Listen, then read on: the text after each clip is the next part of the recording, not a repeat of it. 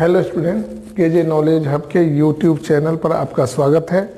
तो आइए आज हम लोग नए 20 प्रश्नों के ऊपर चर्चा करते हैं। हमने यह वीडियो विभिन्न प्रतियोगी परीक्षाओं में पूछे जाने वाले प्रश्नों को ध्यान में रखकर तैयार किया है। तो स्टूडेंट, आज हमारा पहला प्रश्न है, श्रीलंका का पुराना नाम क्या है? श्याम, निप्पॉन, सिलोन या फार्मोसा? तो श्रीलंका का पुराना नाम है सिलोन। उत्तर होगा सिलोन। 1972 में श्रीलंका का नाम लंका रखा गया।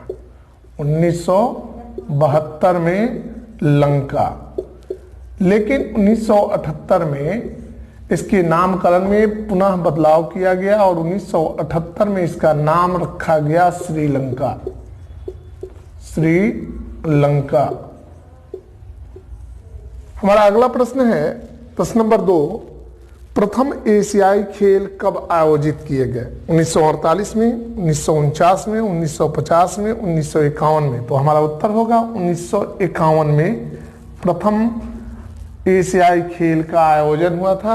यह पहली बार नई दिल्ली में आयोजित किया गया था। इसे एशियाड के नाम से भी पुकारा जाता है।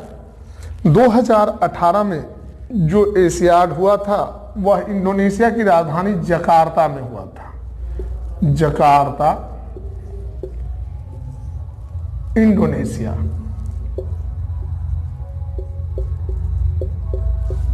2022 का जो एशियाई खेल होगा वह चीन के हांगझाऊ नगर में होगा।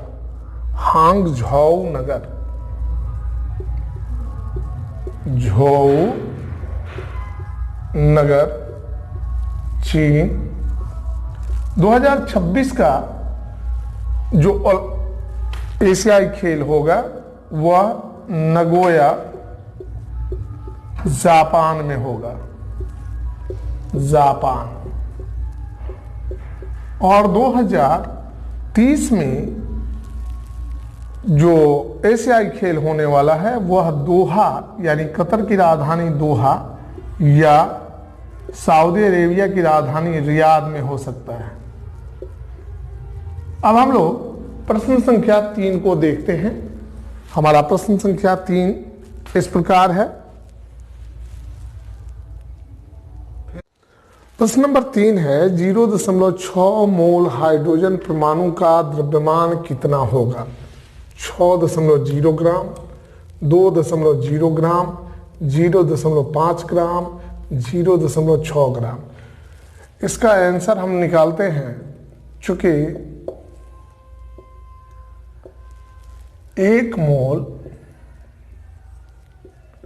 हाइड्रोजन परमाणु का द्रव्यमान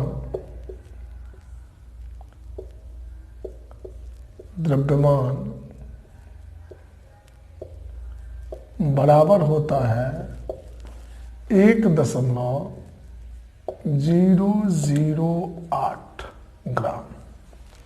तो इसलिए 0.6 मोल हाइड्रोजन परमाणु का द्रव्यमान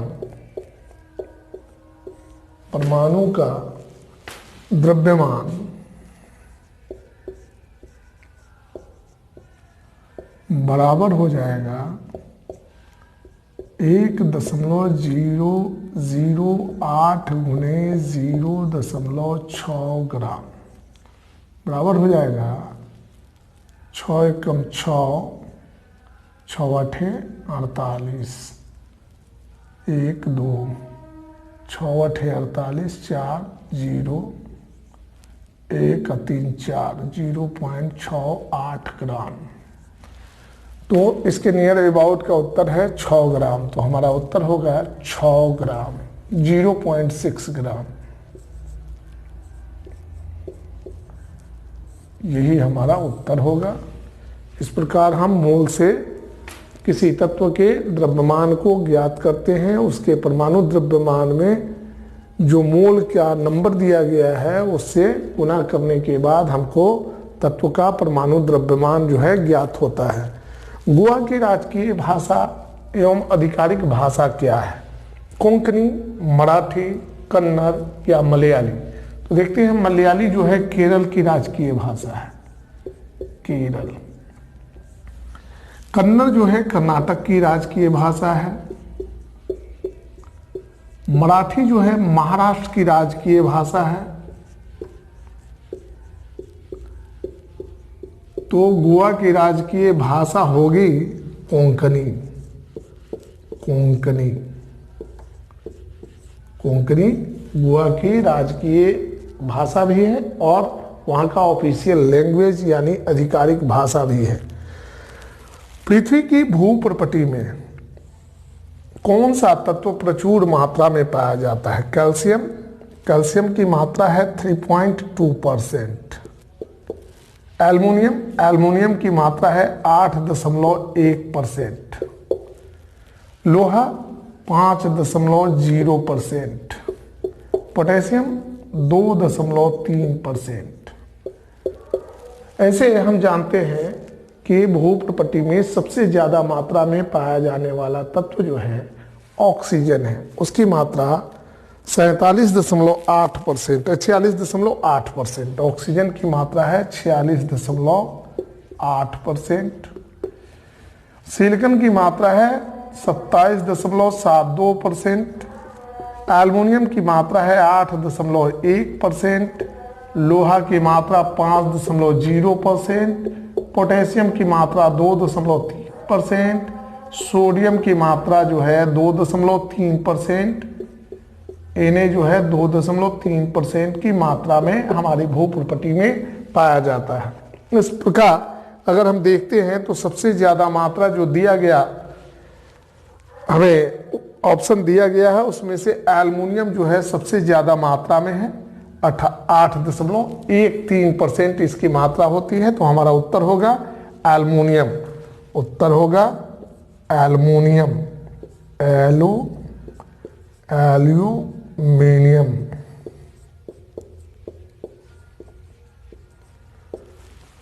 अब हम लोग प्रश्न संख्या 6 को देखते हैं।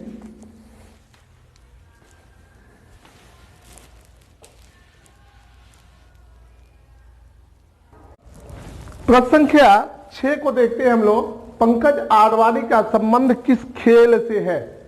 पंकज आडवाणी का संबंध किस खेल से है? स्नूकर से, गोल्फ से, शूटिंग से, तीरंदाजी यानी आर्चरी से? तो हमारा उत्तर होगा स्नूकर या बिलियर्ड्स। स्नूकर या बिलियर्ड्स। पंकज आडवाणी ने अब तक 19 खिताब जीते हैं विश्व चैंपियन के, बिलियर्ड्स।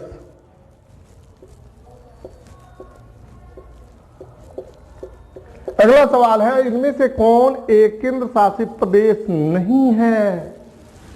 गोवा, पांडिचेरी, लक्षद्वीप, अंडमान निकोबार द्वीप समूह। ये 4 ऑप्शन है तो आपको बताते चलो। गोवा 1987 में फरवरी महीने में गोवा जो है भारत का एक राज्य बना। इसके पहले यह केंद्र शासित प्रदेश था, गोवा, दमन और दीव, लेकिन वर्तमान में यह भारत का एक राज्य है। पांडिचेरी, लक्षद्वीप, अंडमान निकोबार द्वीप समूह जो है भारत के 8 केंद्र शासित प्रदेशों में शामिल हैं। तो हमारा उत्तर होगा गोवा। अगला सवाल है, लॉ ऑफ फ्लोटिंग यानी उत्प्लवनता का सिद्धांत। उत्प्लवनता का सिद्धांत किसने दिया? गैलीलियो ने, आर्किमिडीज ने, न्यूटन ने, इनमें से किसी ने नहीं। तो हमारा उत्तर होगा आर्किमिडीज। एक यूनान के निवासी थे, वैज्ञानिक थे। इन्होंने उत्प्लवन बल के बारे में पहली बार बताया था। उन्होंने कहा था कि तरल पदार्थ, द्रव या गैस जो है किसी वस्तु के ऊपर, जब उनमें किसी वस्तु को अंशतः या पूर्णतः डुबाया जाता है तो द्रव जो है ऊपर की ओर एक बल लगाता है, उस बल को उत्प्लावन बल कहते हैं। तो हमारा उत्तर होगा आर्किमिडीज। Archimedes, Archimedes, Archimedes. अगला सवाल है, नीला थोथा क्या है? Copper sulphate, calcium carbonate, ferrous sulphate, sodium sulphate. तो हमारा उत्तर होगा कॉपर सल्फेट। नीला थोथा जो है कॉपर सल्फेट को कहा जाता है। इसका अनुसूत्र होता है CuSO4.5H2O। ये नीला थोथा है, इसे तूतिया भी कहा जाता है, तूतिया और नीला थोथा। उत्तर होगा कॉपर सल्फेट। हमारा अगला प्रश्न है, लखनऊ किस नदी के किनारे बसा हुआ है? लखनऊ भारत के जनसंख्या की दृष्टि से सबसे बड़े राज्य उत्तर प्रदेश की राजधानी है। यह शहर गंगा नदी के किनारे अवस्थित है, यमुना के किनारे अवस्थित है, सरस्वती के किनारे अवस्थित है या गोमती नदी के किनारे अवस्थित है? तो हमारा उत्तर होगा गोमती। गंगा के किनारे उत्तर प्रदेश के प्रमुख नगर हैं इलाहाबाद, जिसको अब प्रयागराज कहा जाता है, के अलावे वाराणसी, कानपुर एक गंगा के किनारे हैं। यमुना के किनारे जो उत्तर प्रदेश के प्रमुख नगर है वह है मथुरा। सरस्वती नदी जो है ये प्रयागराज में अवस्थित है और गोमती के किनारे जो है लखनऊ शहर जो है वह अवस्थित है। अब हम लोग प्रश्न नंबर 11 को देखते हैं स्टूडेंट।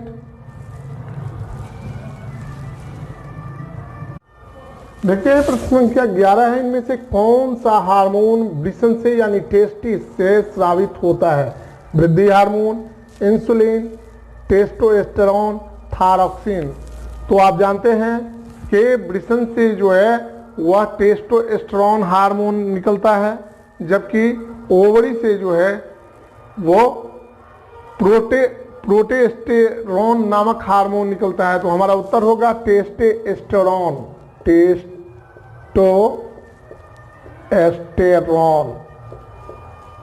ये टेस्टिस से निकलने वाला एक हार्मोन है। थायरॉक्सिन थायराइड ग्रंथि से निकलती है। इंसुलिन जो है लैंगरहैंस की दुविकाय पैंक्रियाज के लैंगरहैंस के इजलैंड से निकलती है। ठीक है, अगला देखते हैं, विश्व जल दिवस कब मनाया जाता है? 22 फरवरी को, 22 मार्च को, 22 अप्रैल को, 22 मई को। तो 22 मई को मनाया जाता है जैव विविधता दिवस। जैव विविधता दिवस 22 अप्रैल को मनाया जाता है।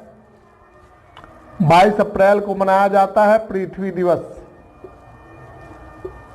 22 मार्च को मनाया जाता है बिहार दिवस और विश्व जल दिवस। बिहार दिवस और विश्व जल दिवस। विश्व जल दिवस। तो हमारा उत्तर होगा 22 मार्च। 22 मार्च को विश्व जल दिवस मनाया जाता है। अगला सवाल है, कैल्शियम का परमाणु द्रव्यमान यानी एटॉमिक मास कितना होता है? एटॉमिक मास क्या है? What is atomic mass? तो किसी परमाणु के में उपस्थित इलेक्ट्रॉन, प्रोटॉन और न्यूट्रॉन के कुल द्रव्यमान को परमाणु द्रव्यमान यानी एटॉमिक मास कहते हैं। तो ये कितना होता है? 20 होता है, 30 होता है, 40 होता है, 50 होता है। कैल्शियम का एएमयू में यानी एटॉमिक मास यूनिट में जो एटॉमिक मास है वह होता है 40.078 AMU यानी एटॉमिक मास यूनिट। तो इसमें निकटतम जो उत्तर है वह 40 है। तो हमारा आंसर होगा 40। कितना होगा? 40। अगला सवाल है, किस प्रकार के रेल इंजन की दक्षता यानी इफिशियंसी सबसे ज्यादा होती है, सर्वाधिक होती है?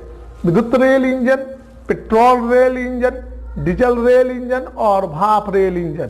तो हमारा उत्तर होगा दक्षता के क्रम के अनुसार को अगर देखा जाए तो विद्युत रेल इंजन सबसे ज्यादा दक्ष होता है, उसके बाद जो है पेट्रोल डीजल इंजन, उसके बाद डीजल रेल इंजन और सबसे कम दक्ष होता है भाप रेल इंजन। तो हमारा उत्तर होगा विद्युत रेल इंजन। विद्युत रेल इंजन की दक्षता सबसे अधिक होती है। रेल इंजन की दक्षता सबसे अधिक होती है। इनमें से कौन सी नदी तिब्बत से नहीं निकलती है? तिब्बत से नहीं निकलती है।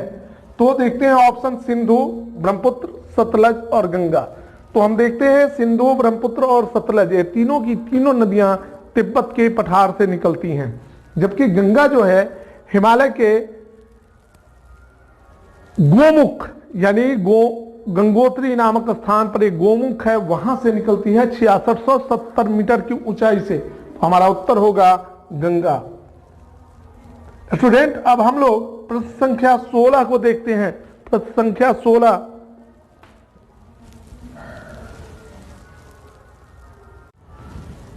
प्रश्न संख्या 16 है, भारत का सर्वोच्च असैनिक सम्मान कौन है? भारत रत्न, परमवीर चक्र, अशोक चक्र या पद्म विभूषण? तो हमारा उत्तर होगा भारत रत्न।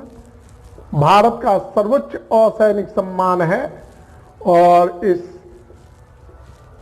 सम्मान की स्थापना 1954 में हुई थी। अब तक 48 लोगों को यह सम्मान दिया जा चुका है। पहले ऐसा प्रावधान था कि मृत व्यक्तियों को यह सम्मान नहीं दिया जाएगा, लेकिन बाद में चलकर इसमें मृत व्यक्तियों को भी सम्मान देने का प्रावधान किया गया। पहला भारत रत्न सम्मान जो है doctor S Radhakrishnan, CV Raman और सीवी रमन के साथ साथ जो है सी राजगोपालाचारी को दिया गया। अंतिम भारत रत्न भी 2019 में 1954 में doctor S Radhakrishnan, CV Raman और सी राजगोपालाचारी को यह पुरस्कार दिया गया था, जबकि अंतिम पुरस्कार अभी जो है 46, 47 और 48 जो है वो दिया गया है नानाजी देशमुख को 2019 में, प्रणब मुखर्जी को और भूपेन हजारिका को। तो इस प्रकार अब तक 48 लोगों को भारत रत्न दिया जा चुका है।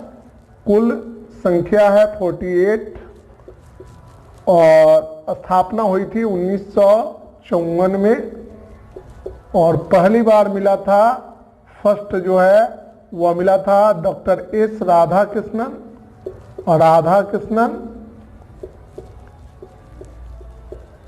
के साथ मिला था सीवी रमन